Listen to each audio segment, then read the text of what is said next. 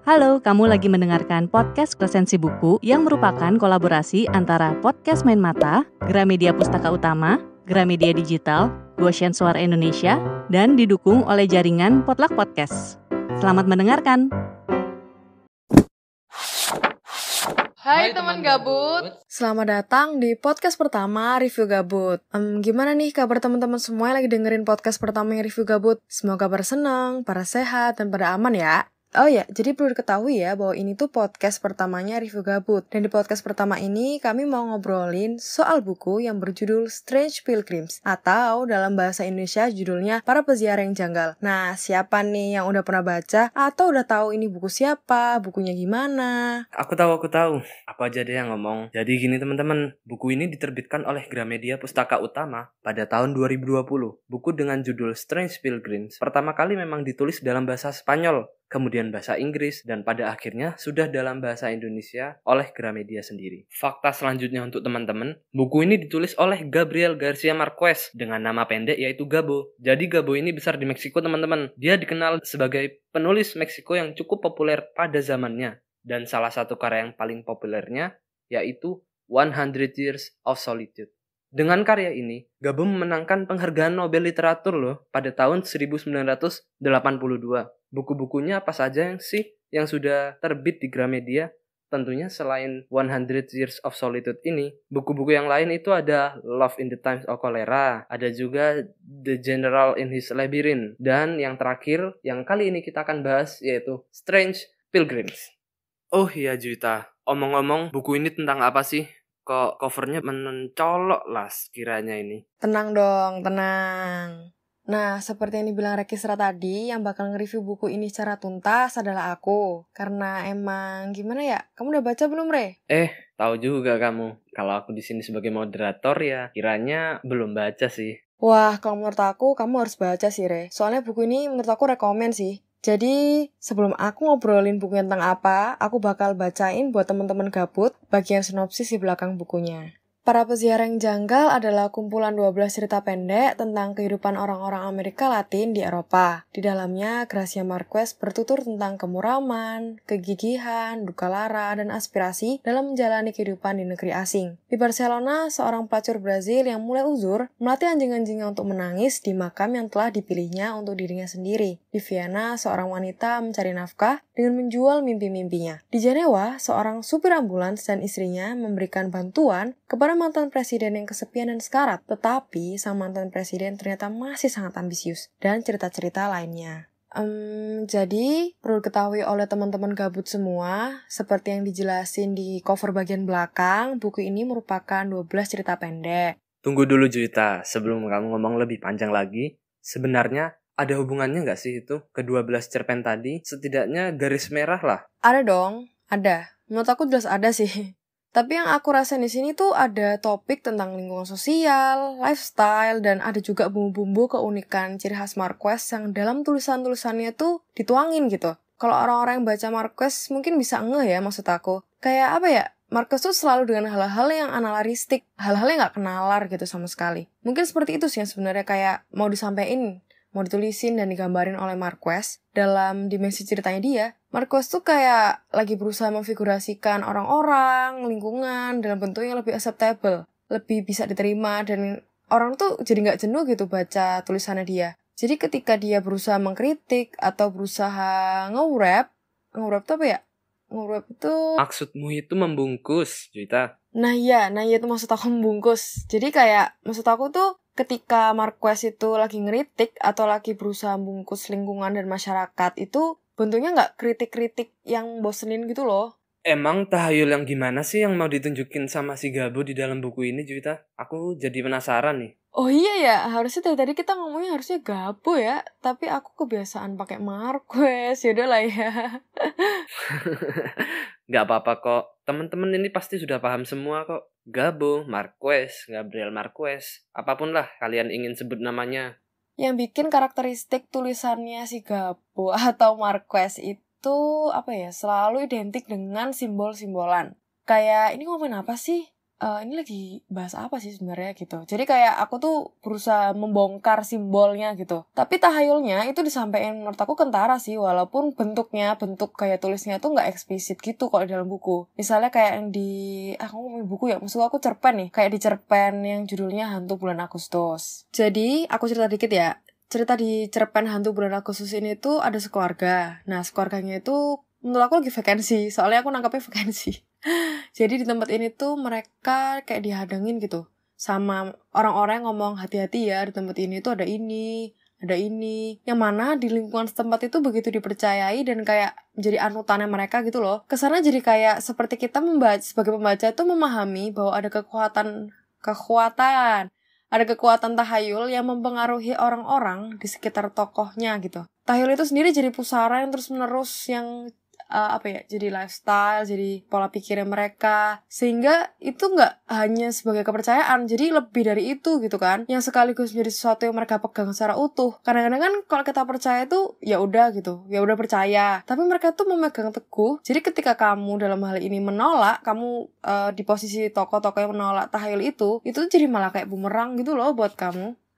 Menurut aku daya tarik yang membuat tulisan Marcos itu unik itu nggak melulu soal tahayul-tahayulannya, tapi juga penokohan. Menurut aku tuh tokoh-tokoh dalam cerpen-cerpennya tuh kuat. Itu bisa bikin aku sebagai pembaca mikir, kayak tadi, kenapa sih kok lu percaya gitu kan? Kenapa kok dia harus sampai nyuruh orang kayak gitu, atau bertindak hal-hal yang menurut aku, why gitu? Membuat aku bertanya-tanya. Itu tuh menurut aku plus banget ya, karena aku jadi kayak keseret gitu sama tokohnya, jadi kayak ikut kegeret sama tindak tanduk yang dilakuin gitu. Kayak salah satunya tuh di cerpen yang judulnya Maria dos Prazeres. Aduh sorry banget, ini aku gak tahu spellnya kalau dalam bahasa Meksiko. Meksiko kan ya ini ya? Kayaknya Meksiko sih.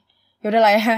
Cerpen yang mewakili judulnya. Jadi cerpen ini itu mewakili buku yang judulnya Para Peziarah yang Janggal ini. Nah, ini tuh menurut aku aneh ya jujur. Kayak ketika tokoh bernama Maria ini tuh nyuruh anjing-anjingnya untuk untuk menangis ketika dia tuh udah gak ada. Berarti kan dia telah menyiapkan aftermath kan ya? Seperti kayak, ntar kalau aku mati hidup di dunia ini gimana ya? Siapa yang bakal nangisin aku? Siapa yang bakal ngelayat? Gitu. Itu aneh banget gak sih? Dia tuh bahkan ya, ini tuh bahkan si Maria itu memperhatikan orang-orang yang layat. Kayak, oh orang ini tuh udah lama nih meninggalnya karena orang yang datangin dia udah gak nangis. Si ini udah lama juga nih karena orang udah naruh asal gitu bunganya, jadi udah gak ada unsur-unsur kesedihan gitu. Itu kan dia tuh Marcos tuh jadi kayak main-main gitu loh. Marcos tuh jadi kayak main-main dengan konsep kematian, rasa sedih dan ditinggalkan. Itu kan out of the box banget gak sih? Betul sih, memang out of the box banget tadi. Memang tokoh-tokoh yang menurutku lah punya aspek-aspek unik atau biasanya aktivitas-aktivitas menarik, apalagi ya ditambah kalau misalnya mereka punya penampilan yang unik juga seperti wajah atau aksesoris-aksesoris lainnya. Itu membuat baca semakin menerka-nerka atau semakin terdorong untuk membaca. Menurutku begitu sih. Iya sih, bener. Menurut aku bener. Aku malah mikirnya ada cerpen lagi nih yang aku mau bahas juga. Ini salah satu cerpennya gak kalah aneh. Judulnya Cahaya Itu Seperti Air. Jadi kita tuh sebagai pembaca diajak untuk membayangkan gimana kita tuh naik perahu tapi bukan di atas air. Ingat ya teman-teman, bukan di atas air tapi di atas cahaya. Itu tuh gimana ya kan? Jadi cahayanya tuh mengalir dari suatu benda yang nanti akan kalian tahu sendiri kalau kalian baca. Dan itu menurut aku aneh, coy. Kayak aku bilang analistik. Nah itu maksud aku yang hal-hal seperti itu gitu. Nah ini tuh juga salah satu cerpen yang bisa aku rekomendasiin buat teman-teman gabut nanti pas udah baca buku ini. Jadi kalau teman-teman pengen baca yang lompat-lompat mungkin bisa mulai dari cerpen ini. Kan ini juga kumcer ya, jadi gak harus runut gitu. Gak harus kan, soalnya ini juga bukan novel gitu. Pokoknya judulnya Cahaya Itu Seperti Air. Salah satu cerpen yang bisa aku rekomendasiin ke teman-teman gabut. Unik sih memang cerpen ini. Cahaya itu seperti air ya teman-teman. Kalau teman-teman mau baca jangan lupa ya judul ini. Jadi itulah sekiranya keseluruhan cerita yang ada di dalam Strange Pilgrims ini. Apa yang menarik, apa yang ditonjolkan, dan lain-lain. Jadi kita mungkin flashback dulu lah ya. Kita ngobroli soal 1982 di mana dia memenangkan Nobel Sastra atau Nobel Literatur. Dan bukunya 100 Years of Solitude. Nah ini teman-teman, bandingin lah ya antara si Strange Pilgrims dan 100 Years of Solitude. Kira-kira bagaimana Juta yang sudah baca dua-duanya? Dibanding sama 100 Years of Solitude, masih bisa aku bilang mirip. Aku nggak mau bilang mirip karena dari segi latar, alur, dan tokoh-tokohnya juga peranannya di dalam ceritanya tuh juga beda kan. Mengingat ini tuh cerpen ya, kumcer gitu. Jadi nggak sekompleks yang ada di 100 Years of Solitude gitu kan. For your information ya, ini buat teman-teman gabut semua. Jadi bukunya Gabriel Garcia Marquez yang 100 Years of Solitude itu adalah salah satu karya yang ikonik deh. Yang ikonik dari genre realisme magis. Kalau diamati ya, bisa jadi karya-karya dari Gabriel Garcia Marquez itu memang identik dengan genre tersebut. Karena emang itu ciri khas penulisannya kayak gitu. Jadi kalau kita mau melihat 100 Years of Solitude sebagai rujukan bentuk tulisan, ya karena itu karya yang paling spektakuler, jadi nggak menutup kemungkinan bahwa karya-karyanya yang lain itu jadi kayak cipratan gitu, kayak kena imbas dari gaya tulisannya dia yang seperti itu, yang analistik, yang gaya tulis yang begitu magis, seperti menggambarkan perahu di atas cahaya. Itu kan analistik gak sih? Kayak nggak bisa dinalar juga. Tapi itu juga ada dalam kehidupan sehari-hari tokohnya gitu. Kadang-kadang kalau kita baca novel dari yang paling terkenal gitu dari seorang penulis, terus kita baca buku-buku lainnya, itu kayak buku lainnya jadi kayak downgrade gitu kan. Tapi menurut aku Marquez tuh enggak gitu. Nggak tahu kenapa Marquez itu selalu stabil gitu loh gaya tulisannya, walaupun nggak sama banget ya. Nggak semelejit yang 100 Years of Solitude. Tapi ini tuh masih bisa menjadi suatu buku yang ketika aku baca, aku tuh masih bisa mempertanggungjawabkan ini tuh Marquez banget gitu. Atau ini tuh masih agak seperti karyanya spektakuler tersebut. Atau bisa dibilang kemarquesannya lah ya. Iya bener banget tuh. Kemarquesannya tuh ada banget di cerita ini. Tapi itu berbanding terbalik dengan bukunya yang Love in the Time of Cholera. Kebetulan aku juga udah baca 2 cerita itu, 2 buku yang 100 Years sama Cholera itu. Jadi kayak kalau dibandingin dengan Pilgrims, lebih kerasa kemarquesannya yang Pilgrims gitu. Oke. Tapi nih, dari kemarquesan itu semua dan kemarquesan yang kita bahas tadi, kira-kira nih ya, kamu Jita suka judul yang mana? Atau favorit lah dari ke-12 cerpen tadi? Kayaknya ini sih, judulnya Aku Kemari Hanya Untuk Meminjam Telepon. Ini tuh salah satu cerita yang bikin aku, walaupun menurut aku buku ini berat, tapi aku tuh masih tetap nagih gitu sama ceritanya. Aku pengen lagi, per halamannya tuh aku nagih gitu loh, ketagihan. Karena jujur pas baca buku ini tuh aku ngerasa lagi, istilahnya, reading slump. Jadi kadang-kadang aku satu halaman bisa 1 sampai 4 kali bahkan. Tapi waktu baca buku ini tuh aku kayak kepo sama kelanjutannya, jadi cepet gitu. Dan karena jalan ceritanya tuh juga seru, aku jadi langsung gitu kan, senang banget ya. Jadi love banget ya sama ceritanya. Di cerita yang Aku Kemari Hanya Untuk Meminjam Telepon ini, kalau menurut aku, tapi sebelumnya sorry ya, ini mungkin agak subjektif.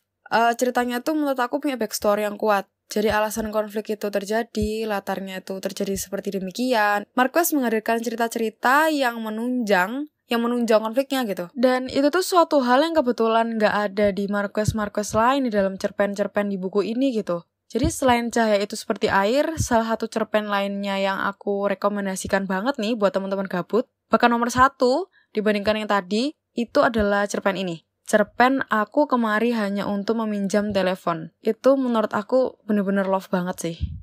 Tapi secara keseluruhan, buku ini tuh bisa aku rekomendasikan ke teman-teman gabut semua karena bukunya tuh emang tipis sih. Tapi ya kita kan nggak boleh tuh yang meremehkan buku tipis. Jadi kayak ini tuh buku tipis yang bisa nemenin kamu untuk berpikir. Jadi nggak cuma untuk baca cerpen sekali duduk. Kan kita tuh selalu kenal cerpen dengan cerita sekali duduk ya kan? Tapi ya buku ini tuh bisa jadi acuan kamu untuk baca cerpen tapi juga sambil mikir gitu.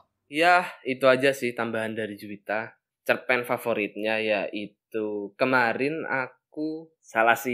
Aku Kemari Hanya Untuk Meminjam Telepon, dan juga rekomendasinya akan buku ini. Jadi aku harap semoga teman-teman bisa jadikan buku ini wishlistnya ya. Dan walaupun wishlistnya sudah paling banyak atau banyak banget, aku doain juga kalau misalnya buku ini dapat potongan nih. Oke. Kalau gitu nih, kira-kira Juwita ada yang mau diomongin lagi gak buat teman-teman gabut nih? Nggak ada dong. Nanti kalau kebanyakan, malah teman-teman gabut jadi kayak kena spoiler sih. Jadi nggak bisa nikmatin bukunya secara objektif. Ya, melihat Jui nggak mau ngomong lagi dan melihat waktunya juga cukup lama sudahan. Lebih baik kita tutup dulu aja ya. Kalau begitu, Sampai jumpa di review kami berikutnya. bye. Dadah.